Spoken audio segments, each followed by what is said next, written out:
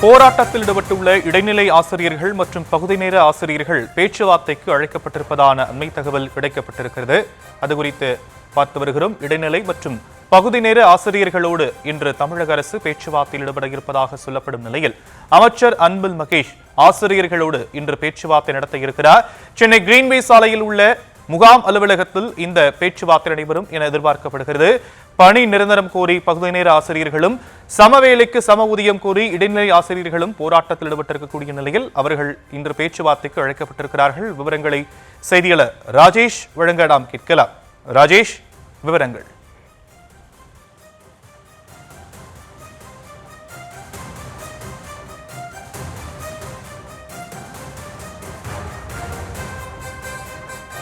சமவேளைக்கு சம ஊதியம் கோரி இடைநிலை ஆசிரியர்களும் பணி நிரந்தரம் செய்ய கோரி பகுதி நேர ஆசிரியர்களும் தங்களுடைய போராட்டத்தை முன்னெடுத்து வருகிறார்கள்.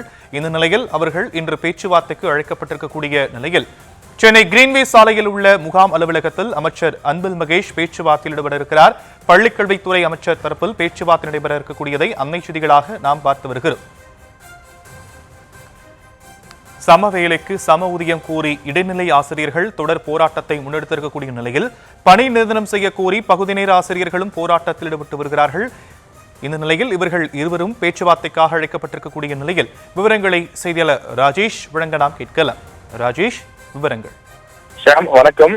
சென்னையில் கடந்த 19 நாட்களாக இடைநிலை ஆசிரியர்கள் போராட்டத்திலே ஈடுபட்டு வருகிறார்கள். அதே போல 5 நாட்களாக பகுதி நேர ஆசிரியர்களும் போராட்டத்திலே ஈடுபட்டு வருகிறார்கள். அந்த 2 தரப்பினரும் இன்று அமைச்சர் முன்னிலையில் பேச்சுவார்த்தைக்கு அழைக்கப்பட்டிருக்கிறார்கள்.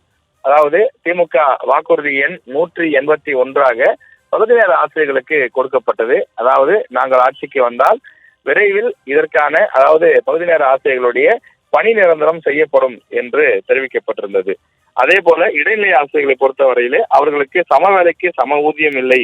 2009ஆம் ஆண்டு ஜூன் மாதத்திற்கு பிறகு பணியில் சேர்ந்தவர்களுக்கு குறைவான ஊதியம் வழங்கப்படுவதாக குற்றச்சாட்டுகளை முன்வைக்கிறார்கள்.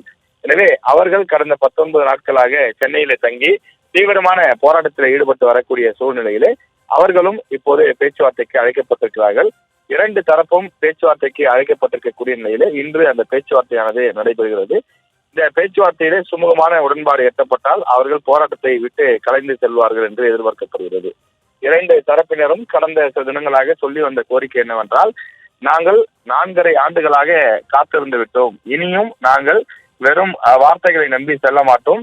எங்களுக்கான அந்த ஆணை நிறைவேற்றி கொடுக்கப்பட்டால் மட்டும்தான் நாங்கள் போராட்டத்தை கைவிடுவோம் என்று சொல்லியிருந்தார்கள்.